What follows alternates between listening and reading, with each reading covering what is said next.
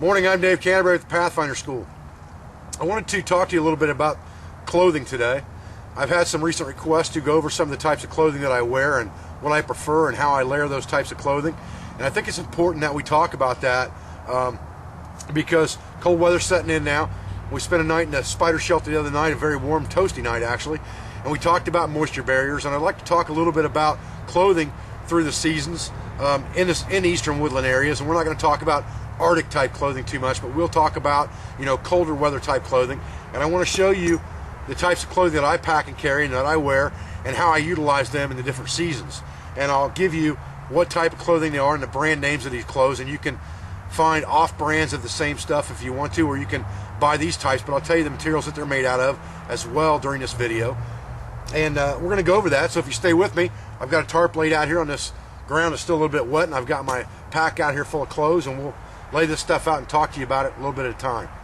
So hang tight, guys. Okay, so let's first talk about layering for a minute. And let's understand that there are three basic layers to your clothing that you can use. You have a base layer, you have a thermal or insulating layer, and then you have an outer layer. And the outer layer is really dependent upon what type of weather that you are going to face in your trek or your scout, or the time that you're spending in the wilderness. And that also dictates some of your inner clothing as well. So I'm going to go over some of this stuff with you guys a little bit at a time, and we'll talk about it starting with the bottom half of our body, from the waist down. As far as boots go, these boots that I wear almost every day are Bates 2250 Desert Combat boots. And these are a real good warmer weather boot. They're pretty good down into the 30s. I've got a pair of Bates M9 Desert boots that are heavier insulated, and I wear those in cold weather. And what I'll do is, so those are the type of boots that I generally will wear. Now if it gets extremely cold, then I would change to a cold weather type boot. But even the M9 Desert boots down into the 20s and the 10s and the teens, things like that, they're plenty warm if you know how to layer inside your boots as well. And we're going to talk about that right now. What I'll generally do in just a normal given situation in the summertime or whatever, when it's going to be fairly warm, is I'll go with a military type, and these are actual military issue. They're 50% wool, 30% cotton, and 20% nylon. And they're a pretty good moisture absorbing sock that's pretty comfortable to wear under your boots. They won't make your feet sweat too bad, and they wick away a lot of the sweat that does sweat in your boots in the summertime. And those are just a good summertime sock. Now, during normal weather in the fall time, or when it's getting chillier outside, it's in the 40s, 50s maybe, I'll go to a wigwam, what's called a hiker's sock. And these are made by Wigwam. They're made out of a wicking material. I don't know exactly what the blend is. I think it's very similar to this, but it's a heavier sock. And I'll put those socks inside my boots, and this is what I'll wear when it's a little bit chillier outside, but it's not, stinking cold out. I had these on the other night when I slept in the spider shelter, and my feet were plenty warm. Now, I've got a heavier pair of Wigwam socks that I'll wear in much colder weather, and they're a little bit thicker, and these are like a cold weather sock that's made by Wigwam. I'm not sure what the blend is on these either, but they have a ton of wool in them, I can tell you that. They're probably 80% wool, if not 90%. What I'll do with these is, if I have to go to the extent of wearing this type of sock, it's going to be really cold outside, and what I'll do is I'll wear a moisture barrier on my feet. Just like we talked about yesterday with moisture barriers in a spider shelter on our body, you can put moisture barriers on your feet that will keep your feet very comfortable in some quite cold conditions. And the way you do that is you put a polypropylene type sock, which I don't have any with me today, and I apologize for that, but I use Under Armour polypropylene type socks, and I'll put those on my feet, and then I'll take just regular bread bags from a loaf of bread, and I save those at my house, and I'll put that over my foot, and then I'll put a heavier sock like this over top of that as an insulator over the top of that moisture barrier. Then I'll put my boot on. And what that will do is, it will, if you're wearing a wicking type material sock, like a poly sock, that'll wick the moisture away from your feet, because they're going to get warm with that moisture barrier around them, but they won't get uncomfortable. And that moisture barrier will keep the cold weather and the coldness from getting inside there and getting the dampness from getting inside there and keep your feet good and toasty warm all day long. So that's what I'll usually do as far as socks go. I got 4 different types of socks that I'll wear. Again, a polypropylene sock that I'll wear in extreme cold weather inside a moisture barrier like a bread sack. I've got a wool blend sock that I'll wear in the summertime that's real lightweight, wicking material, and very comfortable. When it gets fall time, I'll start going to a heavier type hiker sock by Wigwam, and we'll have these up for sale on our website. I believe Canteen Shops already got them on our website for sale. And then in extreme cold weather, I'll go to a heavier Wigwam sock. Again, same brand, and we'll have these for sale as well on our website this winter. And I'll go to a moisture barrier layer on the inside of this with the polypropylene sock against my foot.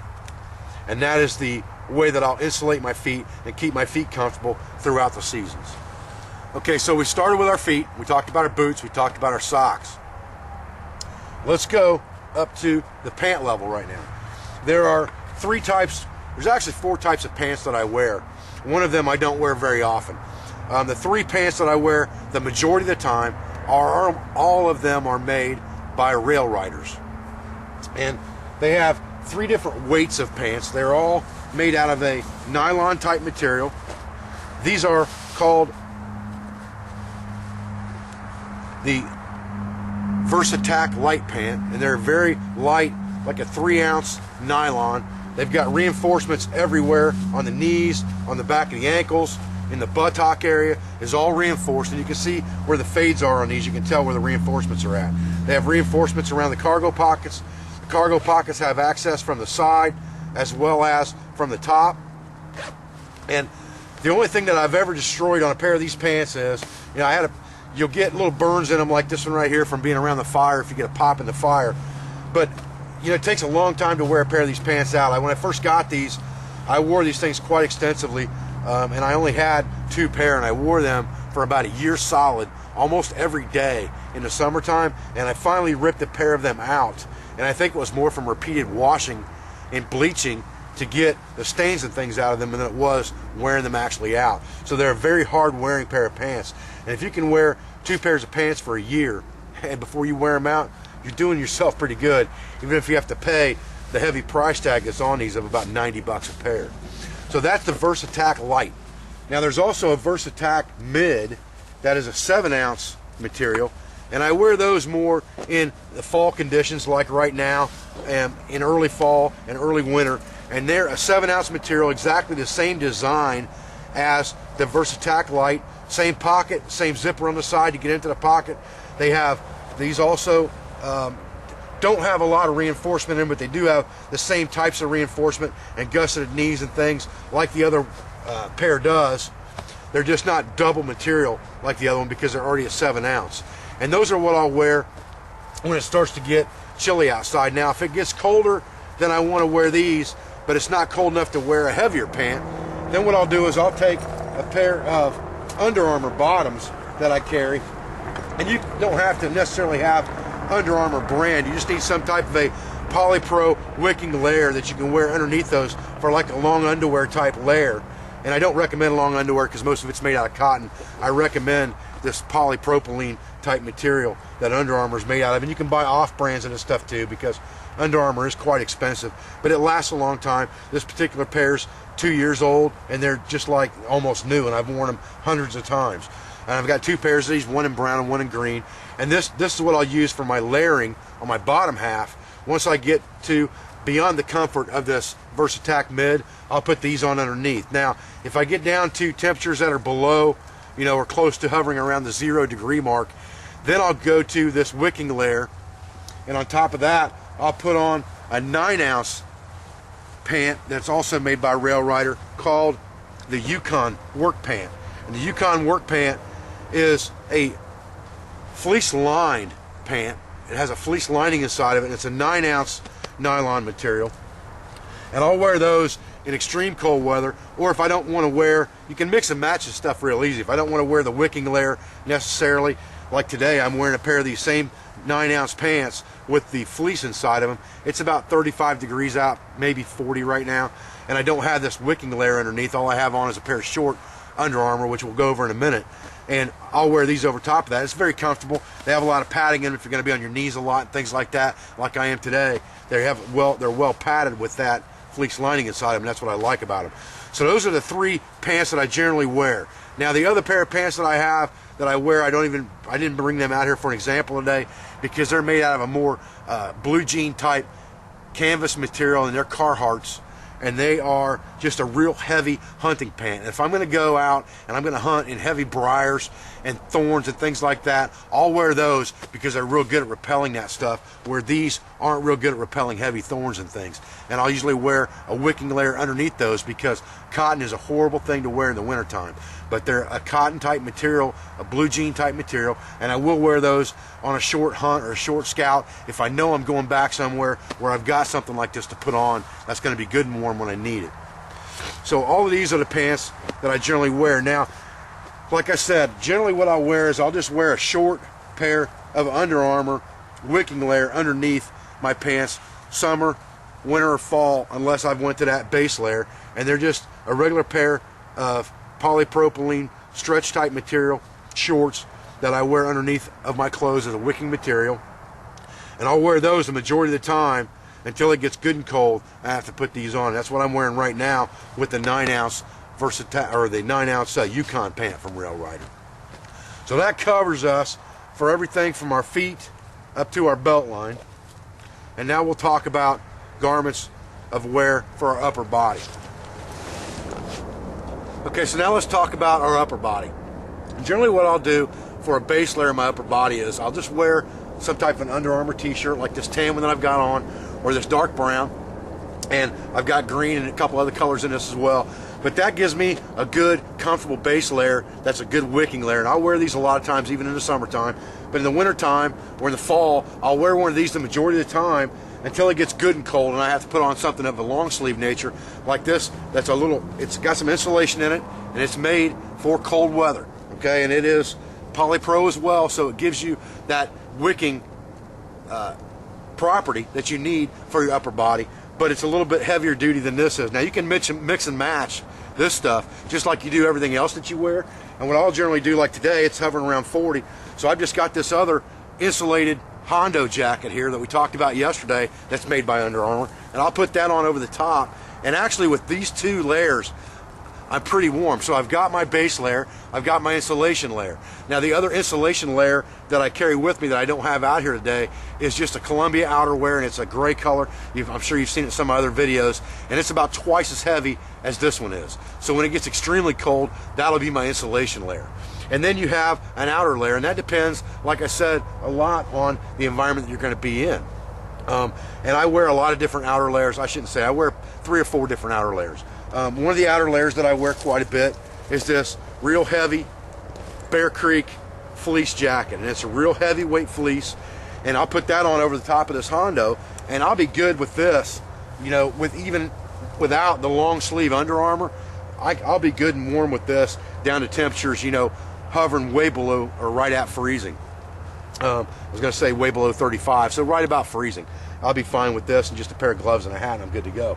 Now, depending on what I want to wear that day, you know, I've got wool hunting shirts that I wear as well, and I would take this off and put the wool hunting shirt on over the top of an insulation layer. And this is an example of a hunting shirt that you've seen me wear lately. This is a 100% wool plaid hunting shirt that was sewn and custom made for me. I've got several of these. We've talked about these in a lot of videos. We're going to have these on our website pretty soon. I've showed you how to make these. Now, a lot of people ask me why I didn't put a hood on the one I made. Well, you can see this one doesn't have a hood on it either. And there's a reason for that. And that reason is that I carry a dark brown hood that I had made for the dark brown shirt that's made out of 100% wool.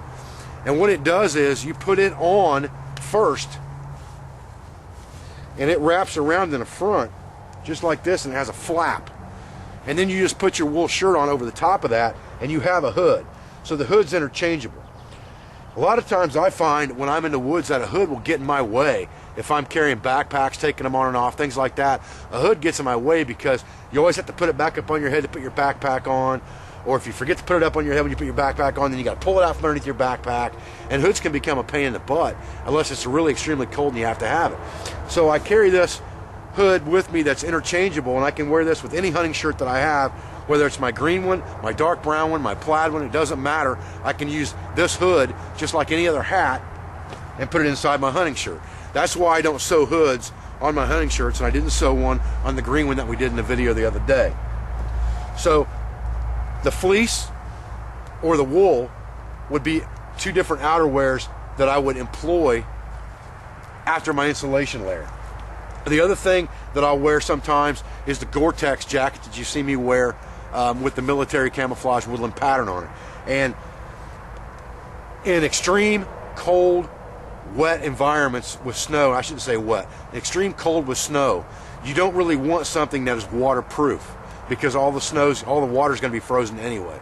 And waterproof doesn't equal breathability, and you need breathability in your clothes. So Gore-Tex is not a good outerwear for extreme cold weather. But Gore-Tex is great outerwear in the eastern woodlands when you have sleet and just light snow and rain and things like that. Even in the wintertime, Gore-Tex makes a good outer layer.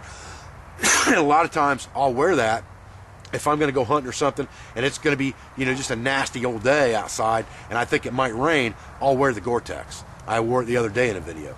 So those are the types of outerwear that I'll put on over my insulation layer, and that pretty much discusses the clothing. Now, as far as hats go, I'm not a big hat guy. I wear them, but normally I'll just wear the Pathfinder watch cap in cold weather, and if it gets much colder than that, then I'll put on an Under Armour balaclava underneath of this, just to keep my head just that much warmer. And I've got a Polypro balaclava, U.S. Army style, that I'll wear in extreme cold weather. Well, I hope you guys enjoyed this short video today on the types of clothing that I wear and how I layer my clothing for the woods. I didn't want to shoot a video that's going to be a half an hour long just showing my wardrobe, but that's about the best way I could figure out how to do this for you guys, and I had quite a few requests for it. So I appreciate all your views, and I appreciate your support.